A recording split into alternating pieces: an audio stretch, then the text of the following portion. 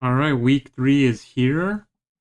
We are doing another live stream on YouTube for these predictions of the week. So make sure you are subscribed so you don't miss these. We were live for the DraftKings lineup builder last week, and now we're live here again for the predictions. So let's get into it. Tonight, we have Miami Buffalo. Buffalo minus 11.5, which is a huge line for NFL purposes. Usually those kind of double-digit lines are in college. But I see why. Miami is bad. Buffalo is not. I don't know. The 11.5 line kind of makes me wanna not take the Dolphins to win, but they could cover. There's definitely a world where they cover. Not sure if they're gonna have Jalen Waddle. I know he was questionable coming into this game. I haven't checked if he's going to play or not. But regardless, I've got the Bills winning this one. And let's pull up our picks from last week here. Go ahead and set this up. So last week, we picked the Packers, which is a win. So that's 1. Bengals 1, that's 2. Cowboys 1, that's 3. Lions 1, that's 4. Rams 1, that's 5. Dolphins did not win, so that's a loss there. Saints did not win, that's another loss. Bills did win. Steelers did not. Ravens did. Broncos did not. Cardinals did. Eagles did. Falcons did. Texans did not. And Chargers did. So 11-5 last week, and same record as week 1. So now we are 22-10 total on the year. And now for week 3, we're starting it off with our Bills pick. Moving on to the Sunday slate. Atlanta, Carolina. Atlanta minus 5.5 on the road.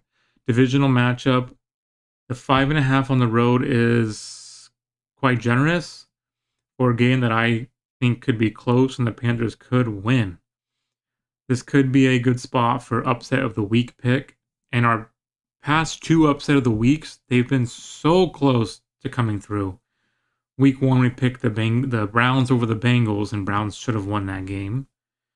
And last week, we picked the Saints over the 49ers, and the Saints had a chance to win that game, but couldn't come through. So I don't know if this is going to be my upset of the week pick here. The Falcons did go into Minnesota. They ran the heck out of the ball, which isn't good for me because I have Drake London and Michael Penix on my fantasy team. I assume they're going to try and just run the ball and play defense. I'm not sure if that defense is legit or if it was just a bad Falcons O-line. But, I mean, the offense doesn't get much better for the Panthers from the Vikings. So, I don't like the minus 5.5 on the road. That's a lot for a road team in the NFL, especially for a divisional game.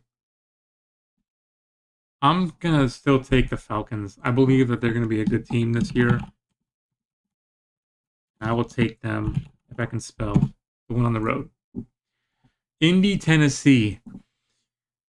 Colts have had 2 straight home games to start the year. Cam Ward and Tennessee haven't looked like they've gotten it together yet on offense. I think the Tennessee defense is good.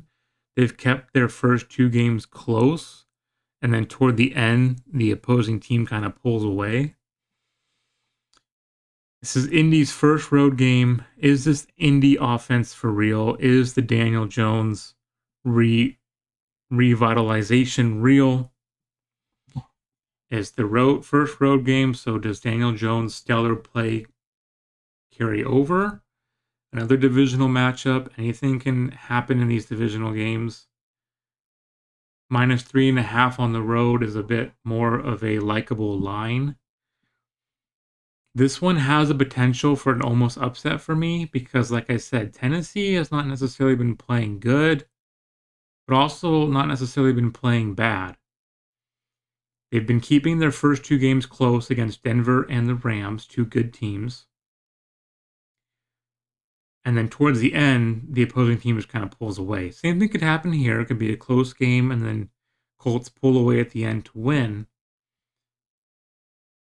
But this one might be a potential upset pick for me.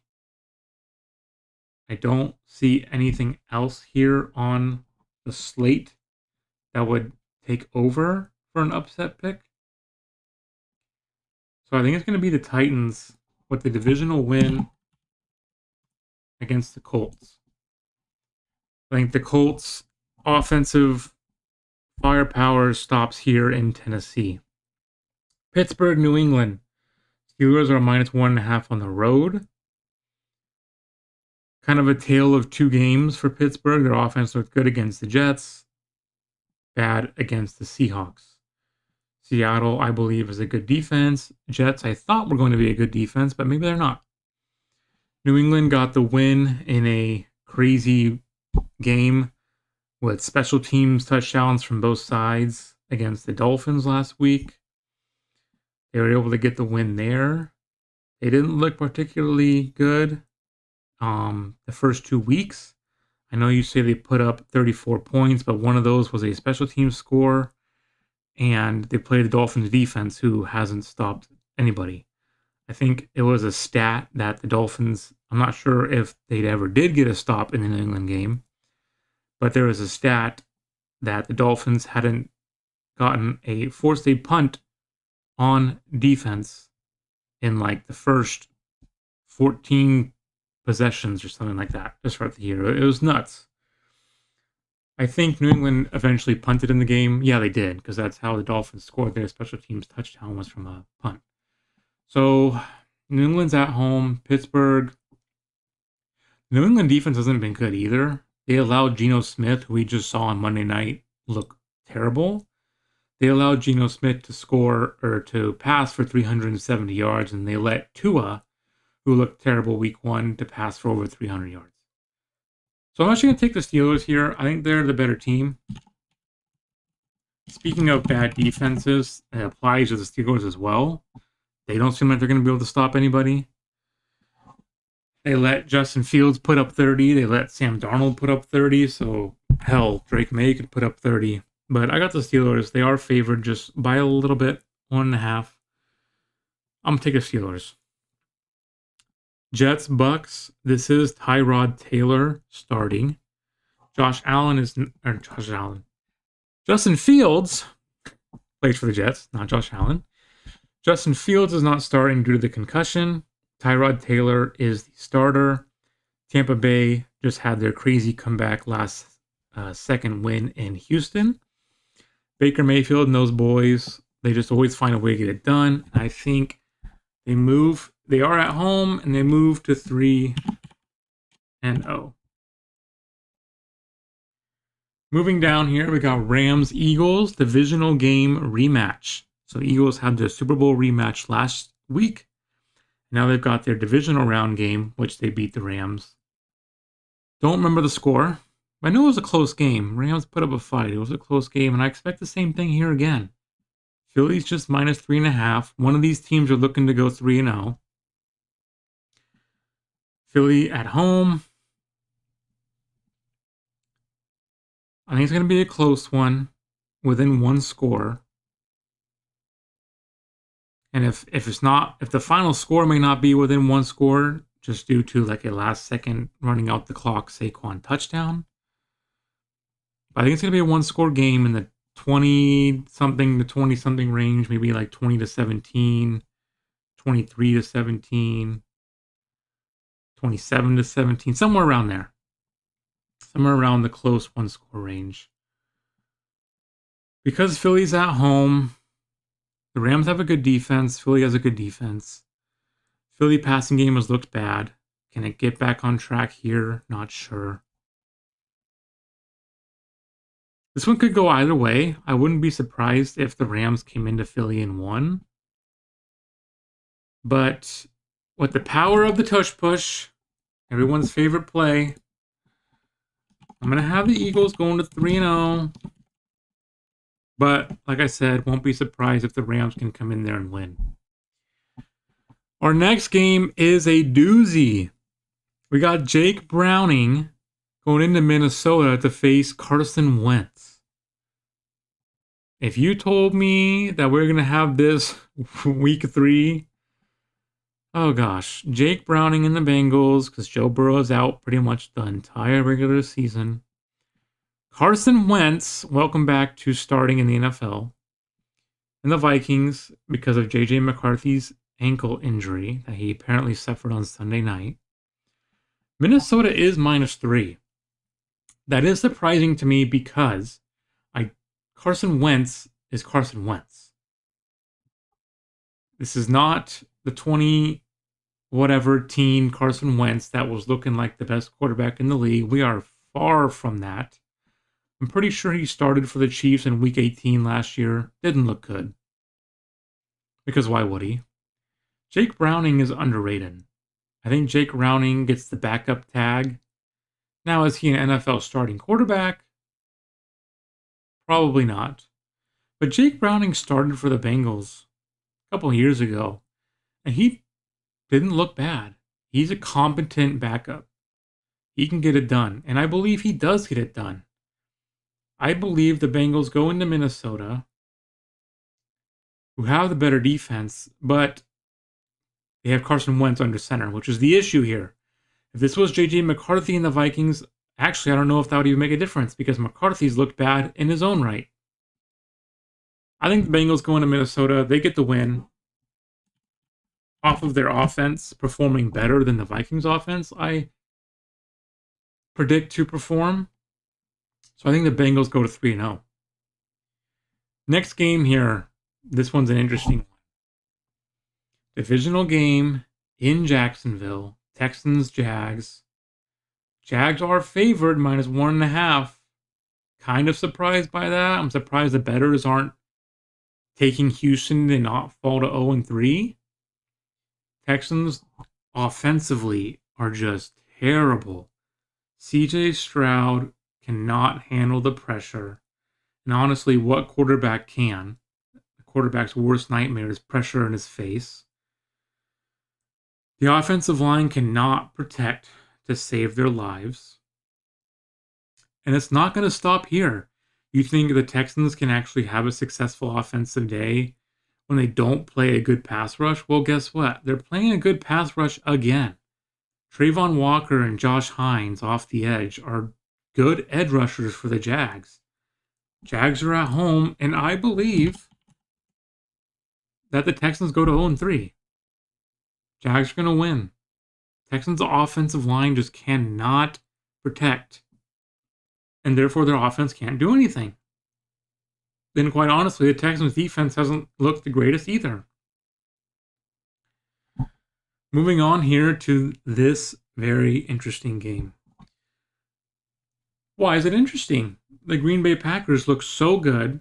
They're going to go into Cleveland, and they're just going to dominate. Easy. Not so fast.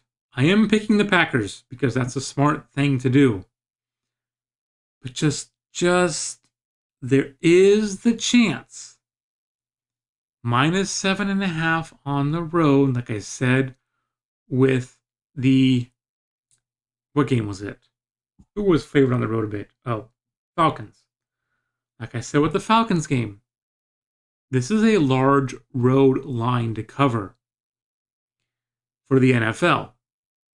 I know Green Bay looks so much better than the Browns, which they are, but Cleveland is one of those sneaky home field places that can, the dog pound can get rocking. If the Browns can come out with a good game plan against this Green Bay defense, it's possible. It's possible, okay? If I were in a Survivor pick'em pool, I would not pick the Browns to win. I'm sure the Packers are a very popular pick this week for those Survivor pools, and I'm just saying, don't call me crazy if they ruin a lot of Survivor pick'ems. This is a sneaky game. And if you're interested in this kind of stuff, the Browns are wearing their alternate all brown uniforms with the brown helmet. And skipping back a little bit, the Jags are wearing their throwback unis. The Bucks are wearing their white creamsicle throwbacks. Anybody else? I think that's it for now. I think that's it for the uniform updates for now. So I'm picking the Packers, long story short, but said it here first. Don't be surprised if the Browns can make this a game or even win the game. Okay? Raiders, Commanders. This is another one with a backup quarterback, potentially. Doesn't look like Jaden Daniels is going to play. His coach, Dan Quinn, said earliest he'll practice is Friday. This is being recorded on Thursday. So I don't know. The bettors are, I guess, they'd be a larger line if Jaden Daniels is going to play than 3.5. But Marcus Mariota is a decent backup. He can get the job done. I want to say he started a game or two last year for Jaden Daniels. I should know. Jaden Daniels was my fantasy quarterback. But I know he started a game for sure. Maybe he played the majority of a second game when Jaden Daniels got hurt or something. I think that's what it was. Jaden Daniels got hurt. Mariota played the rest of the game, and then Mariota started a game. Something like that. Raiders have looked so bad offensively. Can they get it done in Washington? Both teams are 1-1. This is a West Coast team, early morning kickoff on the East Coast. Those matter sometimes for just performance. It's an early game for them. I don't know. Sometimes West Coast teams struggle to get going on the early East Coast games. I can see this one going either way. The backup of Mariota playing does give me some pause that I could pick the Raiders here. I don't want to go just all, vanilla and what do they call it? Not cake, but when you just go completely how it's laid out. I kind of want to go Raiders here. I feel like they can win this game. I do. I feel like they can win this game. I'm going to pick the Raiders. Chalk. When you just go not against the grid with everything that's, supposed to happen, chalk. Like if I said, Lamar Jackson's going to win MVP. It's kind of chalk. Sometimes people want the picks and the predictions that are kind of out there, outside the box. This is not a pick that's outside the box. I'm sure the Raiders are being picked by people. But I'm picking them here. Denver, LA. Divisional matchup. This one could go either way. Chargers are favored by 3. Kicks off the slate of afternoon games. We got 4 of them this week, which is good. Better than the 3 we had last week. Denver's coming off that last-second loss to Indianapolis. And the Chargers 2-0, beaten 3 straight divisional games to start the year for the Chargers against the Chiefs and the Raiders. They won them both. This is the Chargers' home opener because they played the international game week 1, and then they were on the road against the Raiders week 2. So their home opener, although that doesn't matter because Chargers don't have a home crowd. I'm sure it'll be filled with Denver fans. And both good defenses. I could see Denver winning this game. But I'm going to have these teams split. I just feel like this is a series that's going to split. I don't feel like either team sweeps the season series.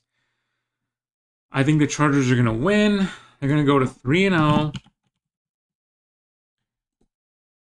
and 3 straight divisional game wins, which is huge. It's big. New Orleans, Seattle. I I picked New Orleans to upset their matchup last week against the Niners. It didn't happen. They played well. New Orleans hasn't been, ran over by teams. Teams aren't destroying them. But the Saints also aren't doing anything to really win these games either. They keep it close to where you think they might win at the end, and they just don't do it. Seattle minus 7.5. It's a large line for the NFL. I think the Saints could cover that line. But I got the Seahawks winning. There's better team, better defense. They're at home. Seahawks with the win. Arizona, San Francisco. Divisional game. Both teams 2-0. Both teams 2-0. Someone here is going to 3-0.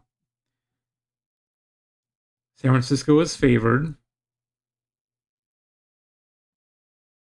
I don't like the Cardinals.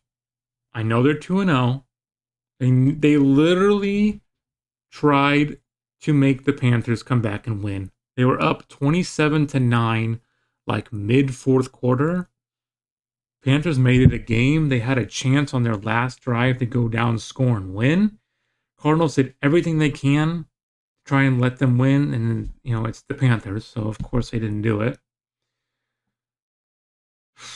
Cardinals are a weird 2-0 because they played the Saints, who the Saints had a chance to win that game at the end, and they played the Panthers. So, Saints, Panthers, your first 2 games, I don't know if that's telling, but 2-0 is 2-0. You've only beat who's in front of you. This is a long explanation for me to just say 49ers because, Cardinals are not winning this game. They're a weird 2-0. 49ers. Dallas, Chicago. In Chicago, Dallas -1. Surprised it's not a larger line. Dallas 1-1. Nearly lost to the Giants last week. What a crazy game. That is up for game of the year considerations. Saved by the leg of Brandon Aubrey. I don't think they're going to need Brandon Aubrey's leg in this one because I think Dallas is going to win easier than they did last week. Chicago is 0-2. They might have a little more desperation to get a win and not fall to 0-3. The Dallas defense doesn't seem like they want to stop anybody. The Chicago defense as well doesn't seem like they want to stop anybody. They just got destroyed by the Lions. Russ was looking like the greatest quarterback ever against the Dallas defense. This game, it has a high over-under. I know it's not showing it here, but I know it has a high over-under.